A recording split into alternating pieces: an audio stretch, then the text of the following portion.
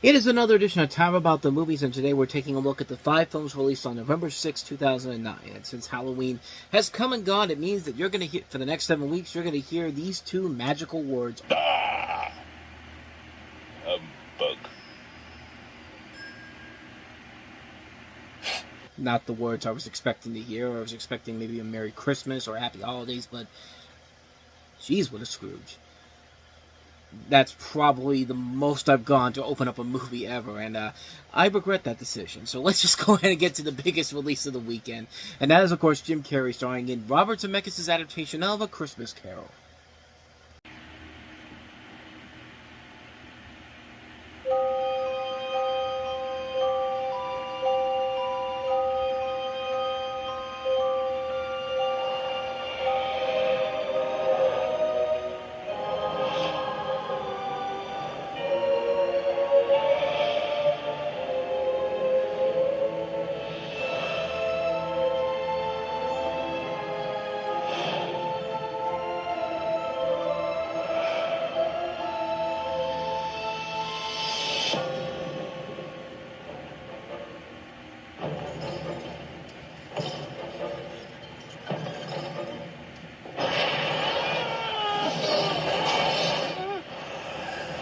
What do you want with me? You will be haunted by 3 spirits. I'd rather not. I am the ghost of Christmas past.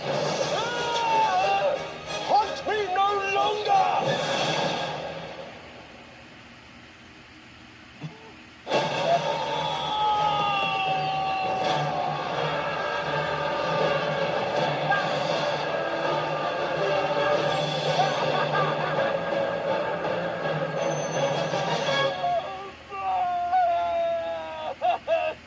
What if you were given a second chance to get your life right?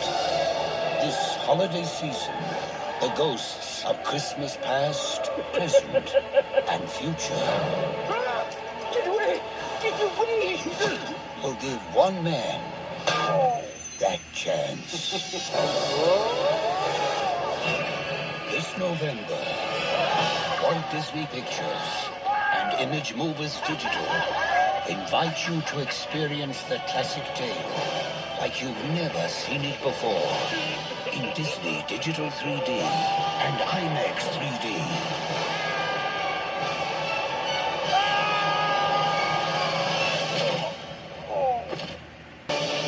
Disney's A Christmas Carol.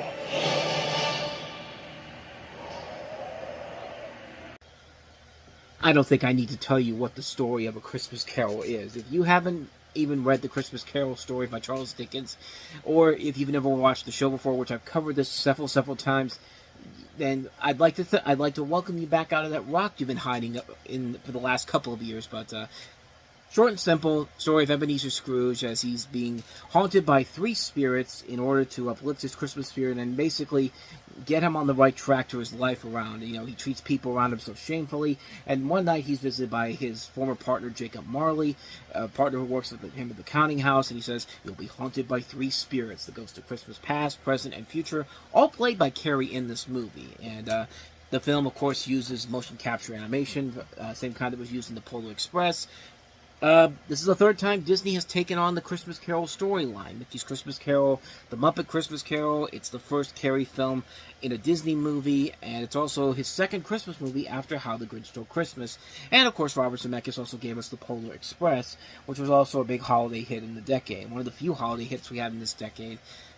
So yeah, this is overall pretty much the same basic story of A Christmas Carol instead of following the previous adaptations in the last 30 years. This one basically follows the original story, which kind of surprised me when I heard that it was actually written as kind of a horror story, which is really what you need going into this movie. This movie can get pretty intense at times. I mean, there's definitely moments in here that are just so creepy in here. I mean, yeah, it's definitely one where, yeah, that PG rating that this has, it's definitely there's definitely a reason why that PG rating is there. It's just like, don't expect to go in there looking for a cheerful, happy movie. No, be prepared for something that's a little bit more intense than you think it is, because it definitely is a more intense movie. I mean, there's times in this movie that will have you jumping out of your seats, but it will creep you the fuck out. I mean, one scene in particular that still kind of haunts me a little bit to this very day is like when the Ghost of Christmas Future comes, and he's a shadow throughout much of it, and sitting in a movie theater watching it in 3D, he's riding, as you see the ghost riding around in like a shadow. You see it's basically a shadow of a horse carriage, and it looks like a normal shadow, but then the horse, like, it's looking this way at first, but then it slowly comes right at you. Like, it's a 3D movie, so it's literally looking at you. I was pushed back in my seat the first time I saw it. It's just like, holy shit. Like stuff like that. Of course, the scene where the Ghost of Christmas Present dies is pretty traumatic, too. I mean, this thing is not playing it straight, but playing it straight by any means necessary. And that's what I kind of love about this movie, is that it doesn't go for the sweet, simple storyline here. It goes for a little bit more of a closer feel to the adaptation to the original book overall. And for that, I got to give it a lot of points for that. I really love this one. This is probably one of my favorite versions of A Christmas Carol. I mean, you got Robert Zemeckis, one of my all-time favorite directors, doing this. Doing a very good job overall. I think Jim Carrey does a very good job as Scrooge and the Three Ghosts. And the rest of the cast overall is really good. You've got Gary Oldman playing Bob Cratchit here. He's always going to give you somewhat of a good performance. And he's really good in this. I mean, regardless if he's playing it straight or over the top. Because there's times in this movie where he plays different characters. He plays Cratchit, and he also plays Jacob Marley. Cratchit's good. Marley is where he really goes over the top with it. And it's supposed to be scary, but it really is not. It really comes off as like, what are you doing? Like the whole thing with him with his elongated jaw, and he's just like, mankind was my business. Like, that type of stuff gets on your nerves pretty quickly. And it's just like, you didn't need to do that. Bob Hoskins is very good in here, playing Fezziwig. Colin Firth, Robert Wright Penn, they're pretty good in here too. But really, it's Jim Carrey leading the charge here, and he does a really good job of handling that. I thought the motion capture overall was really good. I think it's definitely a lot better than it was at Beowulf. And, this was probably the last good time that the motion capture really comes to play here. Because following that, we'd have Mars Needs Moms, which was the film that literally killed this company of Image Movies Digital before it really got going. I mean, Christmas Carol was really their one shot to show everybody that, hey, this is what the future of animation is going to look like. And then you follow up with Mars Needs Moms, it's just like, okay, never mind. Yeah, we're shutting you down. The biggest argument about motion capture animation is that the whole purpose is to give an animated character a performance of a real-life actor. Well, if that's the case, then why not just do it with real-life actors? I mean, you could still have Carrey as Scrooge and the Three Ghosts and still make a live-action movie. I mean, Night at the Museum of 3 came out about 5 years after that, and they had a scene where Ben Stiller's not only playing Larry Daly, but he's playing one of the cavemen who thinks he's his father. And, that's something that you could do in a movie like that. But it's something you could do in a movie like this as well. But I mean, I was glad to see that Robert Zemeckis did get back to live-action form after that with A Flight and The Walk, which I thought were really good movies overall. And again, the story overall is really well done. You could see that they're trying to follow Dickens' original concept for the story, which is supposed to be his ghost story, something you rarely see in the adaptations. I mean, there are creepy elements, and they really are. The departure of Ghost of the Christmas Present, the stuff with the Ghost of Christmas Future. I mean, this is definitely stuff you wouldn't expect to see in a Disney version of this. Maybe in the more adult versions, but not for Disney. And I like the fact that Disney went dark when they needed to. But at the same time, it does go a little bit too far, but never to the point where I would say that it ruins the film overall. But the film overall is really good. And seeing it in 3D was really great to see. Like, there's a great part where the Ghost of Christmas Present takes Scrooge out of his home, and he's lifting the floor that they're in. And it literally feels like you're on somewhat of a ride, because you go from the house to an overview shot of the city of London, and it's really well done. Like, in 3D, you feel like you're there. You feel like you're right there as it happens. And that, you got to give the movie its proper credit overall for that. But not only that, though, it does have some good emotional moments. I think the one that everyone really talks about with this movie is the part where You know, during the Ghost of Christmas Future segment, you know, of course, Tiny Tim has to die in that part, and there's a part where Bob Cratchit is trying to keep it together in front of his family, which he does. But then, as soon as he gets upstairs, not knowing that Scrooge and the Ghost of Christmas Present are right there, and Scrooge is just like literally standing right in front of Bob Cratchit, and you just look at Cratchit, he's completely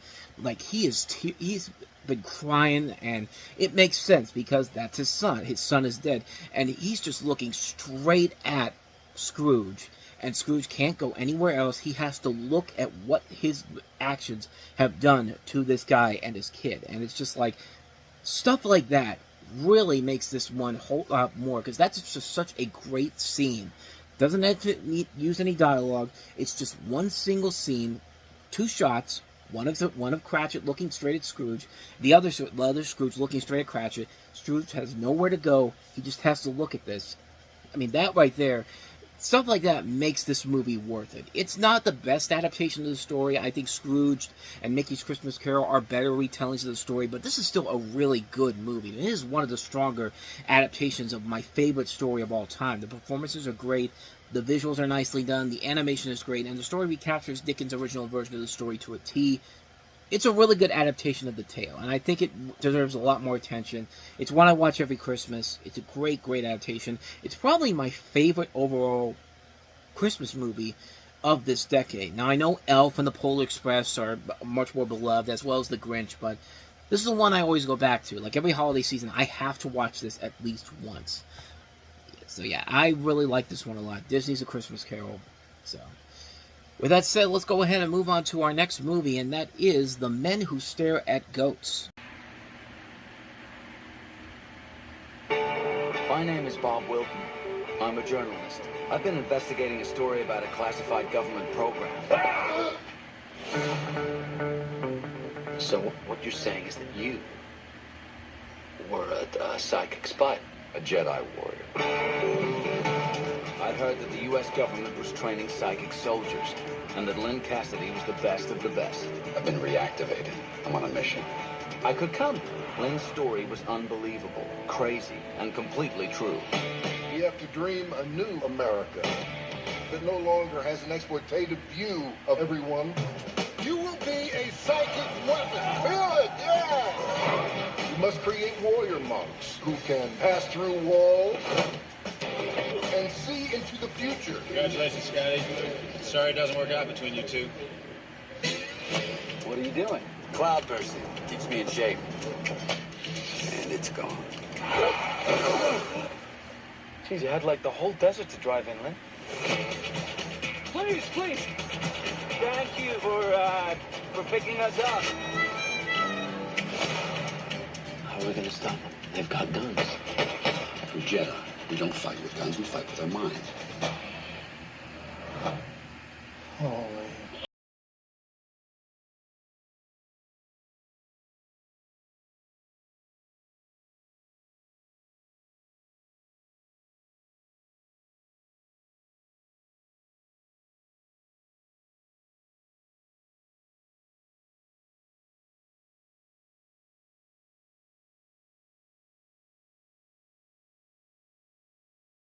We're Americans. We're here to help you.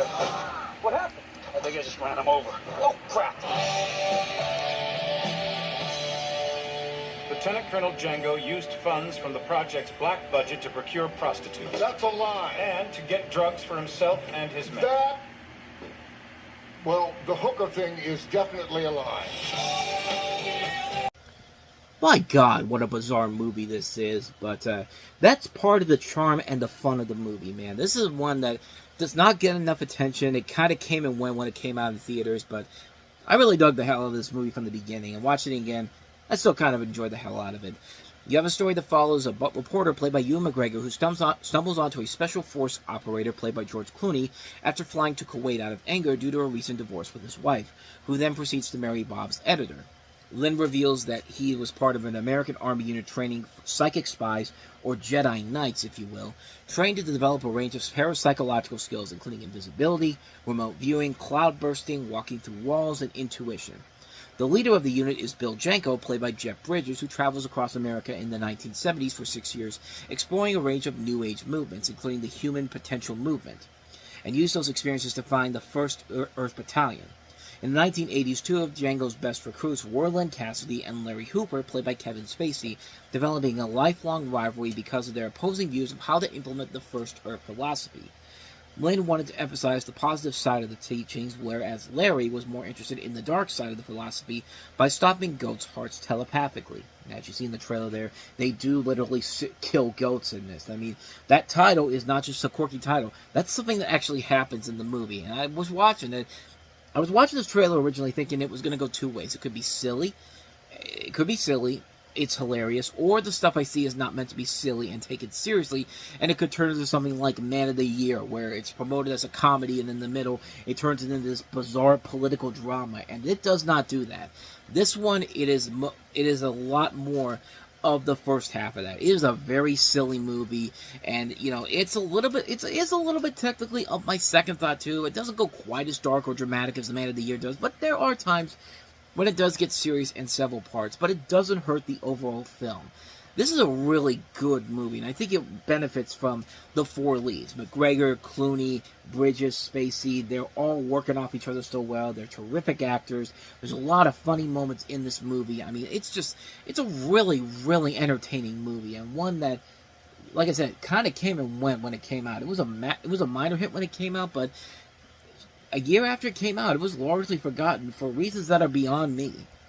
This was directed by Grant Heslov, who is a longtime producing partner of George Clooney. It was his first movie he ever directed, and it's not a bad directorial effort, but more importantly, this is written by Peter Strahan, who just won the Oscar this past March for writing the script for Conclave. I mean, this is a really good team behind this movie, and I think the reason why this film kind of got overlooked was, well, let's be honest, the title. I mean, you look at a title like The Men Who Stare at Goats, any normal person is going to look at that and go like, yeah, I don't think I'm going to go ahead and check this one out. But you really got to go into it knowing what you're going to go into, and it really is a silly, fun movie that does go dark a little bit, but never to the point where it completely ruins the ebb and flow of the film. It's still a really good movie, and one that deserves a lot more attention. It's a really good film. I highly recommend checking it out. It's probably one of Overture Films' best movies in general, when I really think about it. But, yeah, that's The Men Who Stare at Goats. So let's go ahead and get to some pretty crappy movies now. Let's go ahead and move on to easily the worst movie of this week, Milla Jovovich. And, hey, Paranormal Activity had just come out a couple weeks ago, but you think Universal would have seen the success of that and say, maybe we ought to reconsider putting this out around this time. But no, someone said no. I mean, that Paranormal Activity, that's a fad. It's going to come and go. Wait until they see our shit with The Fourth Kind.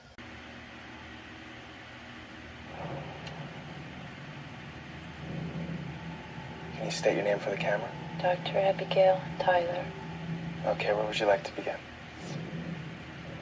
I am actress Milla Jovovich, and I will be portraying Dr. Abigail Tyler. This film is a dramatization of events that occurred October 2000. Every scene in this movie is supported by archived footage. Some of what you're about to see is extremely disturbing. Yeah, it's going to be extremely disturbing, but it certainly isn't going to be scary. I mean, first problem with this movie right here, if you have to have the actress who's playing the character in this come out and tell you what you're about to see is a dramatization of what's going on here, and everything in here is going to be really disturbing, and the whole thing is supposed to be the movie is actually real, but this is just reenactments. It's just like, you've already lost the audience here. And what do you expect anything more from the same director that just gave us Star Trek Section 31 this year, a contender for one of the worst movies of the year? Would you really be that surprised at all? But this is The Fourth Kind. It's a pseudo-documentary purporting to be a dramatic reenactment of true events that occurred in Nome, Alaska, in which a psychologist uses hypnosis to uncover memories of alien abduction from her patients and find evidence suggesting that she may have been abducted as well. As I mentioned at the beginning of the film, Milla Jovovich informs the audience that the entire movie is actually real, that she will be playing a character based on a real person named Abigail Tyler, and that the film will feature archival footage of the real Tyler. The Abigail Tyler seen in the archival footage is played by Charlotte Milchard, and at various points throughout the film, the archival footage scenes and accompanying dramatic reenactments are presented side by side. That's really fucking stupid. I mean, the whole point of this movie is supposed to be reenactments. This is stuff that you report on the DVD for the behind-the-scenes footage, not in an actual movie like this. And again, let's just get the elephant out. Let's just get to the elephant in the room. It's nothing but a rip-off of Paranormal Activity, which is a far superior movie, and it didn't insult the intelligence of its audience with that movie by having the actors coming out and saying, what you're about to see is something that we are reenacting, but we are telling you that this actually happened. I mean, it's just like, it's such a terrible, terrible way to promote this movie, that even if the studio took Paranormal Activity seriously and said, fuck it, we're going to release it anyway, this thing still was a terrible movie. This whole thing got so bad, people actually sued this movie. I mean, this thing got controversy because they had put out these fake news articles that was related to real news outlets out in Alaska, and the Alaskan Press Club sued Universal, and they got a $20,000 settlement because of it. Like, they failed at every single level with this movie. The movie is not engaging, and not only that, you know, we have to, the scares in here are not interesting. The casting is, the casting overall here isn't bad, but there's just nothing in here that you could take seriously. And I'm sorry, I know keep saying this, but I don't care. I don't like her as an actress. Mila Jovovich was the worst person to get for this movie. I mean, I'm sorry. She's probably a nice person. I have no reason to believe she's not a nice person in real life. I mean, she's probably a good person overall, but I'm sorry. You suck as an actress, man. I can't take you seriously, no matter what movie you're in. I just don't like you in any single movie that you're in. And certainly not in a movie like this, where, you know, you're trying to play this character here, and it doesn't help that you have a really bad movie behind you, and you're trying to save face for it. And it's just like, I can't do it, man. Like, I'm sorry. I can't do it.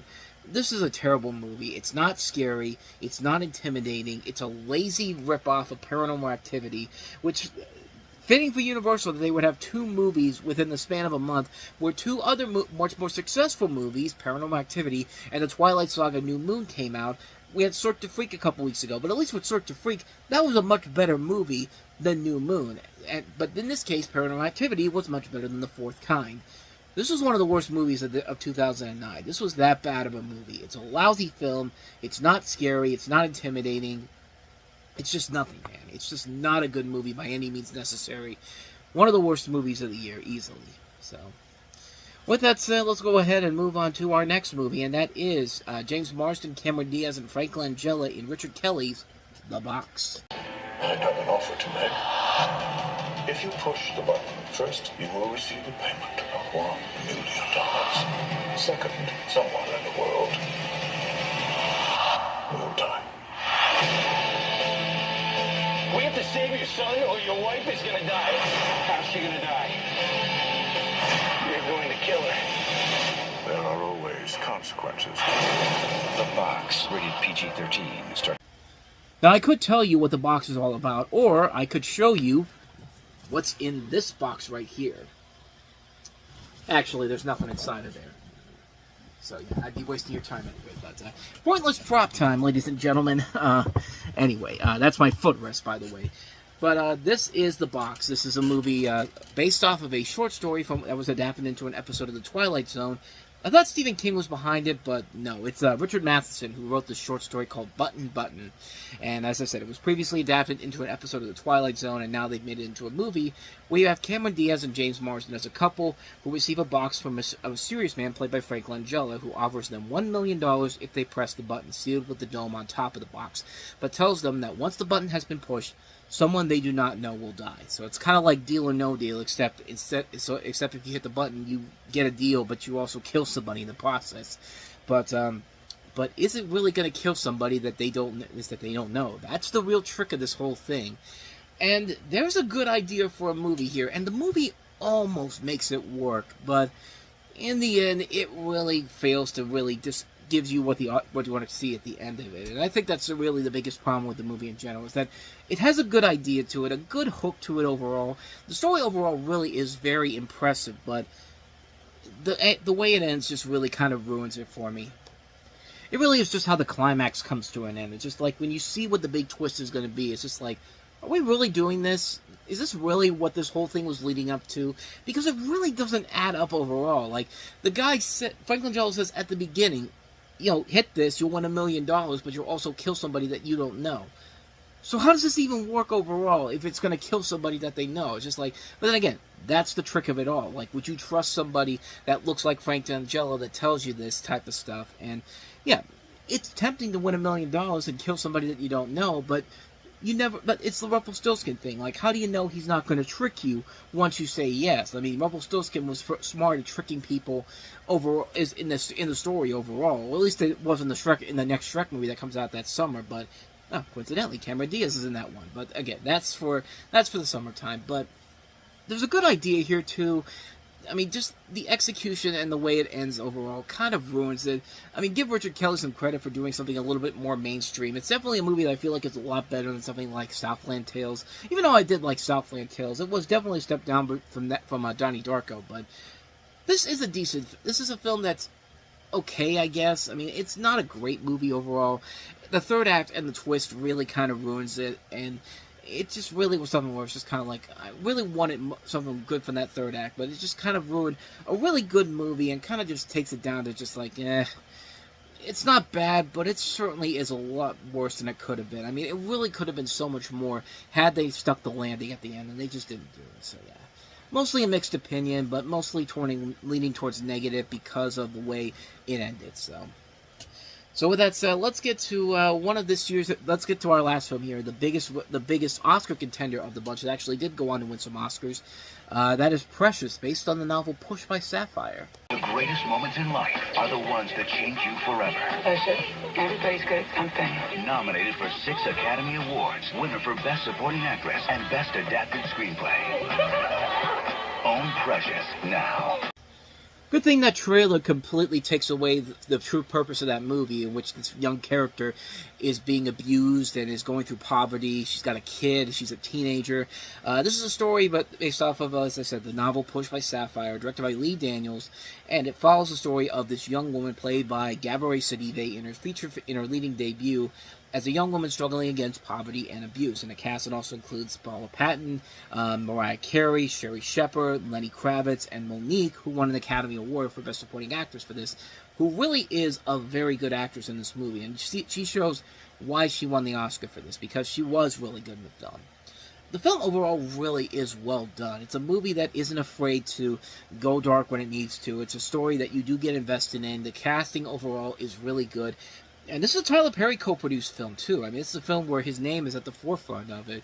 But it's a really good movie. It's a really engaging film that is really much a film that is very intense. It doesn't, play it safe when it needs to, but it really shows the range of everybody in here. And it's not afraid to go dark when it needs to. I mean, Lee Daniels really shows his capabilities as a director with this film, and I think he does a fantastic job with it.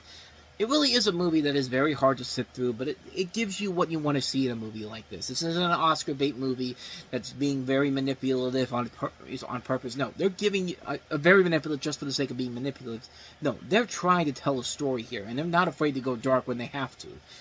And it works. It works very much in the film's favor, and it's one you should definitely check out. I mean, it's a really good movie, a really solid cast overall. Precious, based on the novel Pushed by Sapphire.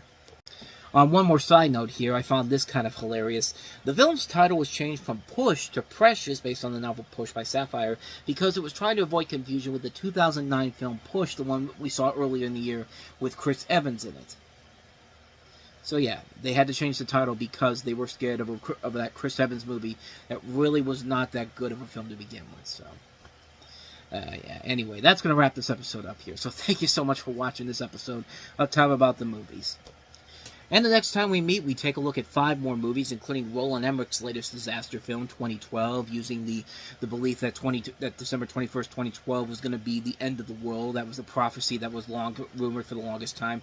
We have Pirate Radio, a.k.a. The Boat That Rocked. We have a couple of awards contenders with Wes Anderson's first stop-motion animated feature, Fantastic Mr. Fox. Woody Harrelson co-starring alongside, who else was in it?